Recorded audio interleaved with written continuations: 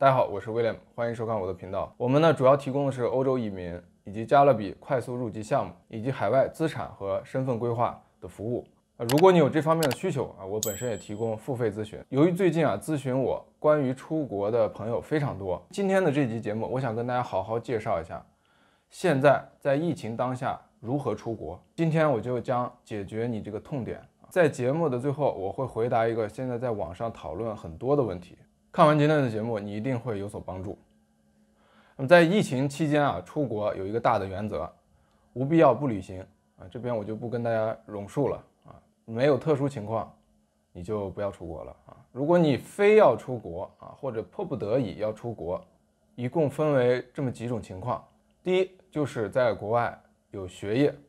你本身是参加国外的学习，是国外中学的学生，或者是国外大学的学生或者在国外参加长期的培训，你需要准备这些对应的材料，相关的材料准备齐全，翻译成汉语，并且有申请的对应的签证。在获得签证之后，你就可以用签证以及对应的辅助的材料出国这是第一种情况，也就是通过学习出国。第二种情况是通过工作出国。那么工作出国呢有几种情况。第一种呢是你在国内本来就有工作，那么我呢是由国内的公司指派到国外去工作，是去上班。那么在这种情况下，你需要国内公司提供营业执照，提供派遣函提供等等你工作的在职证明、辅助的这些材料，把这些材料要准备好。另外，你还要提供去国外的分公司的相关的材料和证明，以及工作的邀请函这方面的证明。那如果是在国内没有工作，而是要出外打工，那你需要提供你在国外招聘你公司给你的招聘函、邀请函以及对应的工作签证。那么这两种情况都需要由双方的单位或者一方的单位出具邀请函和出具相关的工作证明，以及协助申请对应的签证。有签证、有证明材料，携带这些证件你才能够顺利的出国，否则大概率情况下你是没有办法离境的。那么第三呢是比较特殊的情况就是你要出外就医。因为这种情况是相对于比较少见的，你需要提供你在国外就医的预约、缴费、凭证以及医生开的你必须要去当地就医的这些相关的证明。总而言之，就是通过一系列的辅助材料，要在出入境的时候证明自己这场旅行的必要性。大家在处理的时候尽量要做到实事求是，避免一些不必要的麻烦。那还有一种情况，你要出国进行一些婚丧嫁娶，参加这些相关的事宜例如你要结婚，如果有未婚妻、有未婚夫的相关的证明的材料，准备这些材料，以及你们相处的这些证明，以及对方的护照提供了这些辅助的材料之后，要把这些东西也翻译成中文。下一个话题是出国的方式关于出国的方式有三种。第一种是从国内直飞，就是从你所在的城市中国的大陆的城市直接飞往海外。那么这个飞的城市也有讲究，有北上广这些一线城市，也有一些二线城市如果你要从国内直飞，最佳的一个选择应该是从上海。在疫情之前，广州也是一个热门的地区，有外劳的出国的打工的情况。但是在疫情期间，广东对于出国的人员的检查是比较严格的。上海呢，相对来说是比较宽松的，而且也是比较讲道理的。好，这个是从国内直接去飞往国外。那第二个情况呢，就是从香港出国。在去年的开学季，也就是9、10月的时候有大量的赴美的学生以及出国到海外的欧洲的学生从香港出国。那么从香港出国，你有几个前提条件第一个是你要准备刚才我说的这所有的条件这所有的材料，并且你要购买从香港出国的机票如果你是为了上学你可以不买往返的机票，你可以买单程的机票。那么从香港出国有两种情况，第一个是要入境香港出国。如果你要入境香港出国，你需要有港澳通行证，通过正常的港澳通行证的签注，先用港澳通行证进入香港，然后再从香港离境。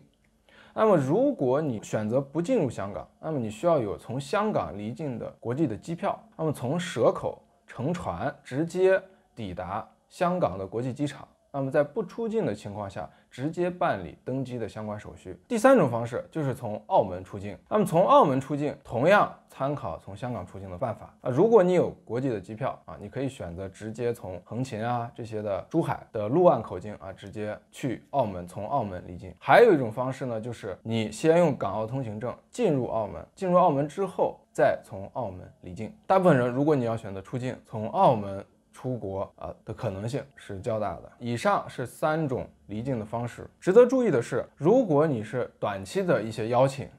或者短期的出境的行为，你必须要提供往返的机票。另外就是在疫情期间，我相信大家经过这么多核酸的检测已经知道了，出国有几大文件。第一就是核酸检测报告你要知道它是48小时还是72小时最好是越近越好。第二呢就是你的疫苗的接种记录。接下来我将回答一个很多朋友问在网上不管是从网上和电话中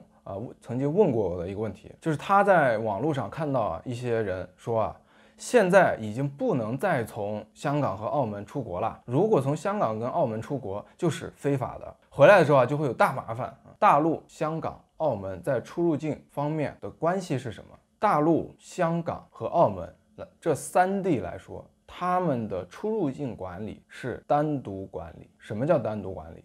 就是大陆不能管香港的出入境，那么香港呢不能管澳门的出入境，澳门呢不能管大陆的出入境，就是这3者呢是相互独立的关系。那么当你从大陆到了香港之后，你就属于在香港境内，脱离了大陆的管辖的范围。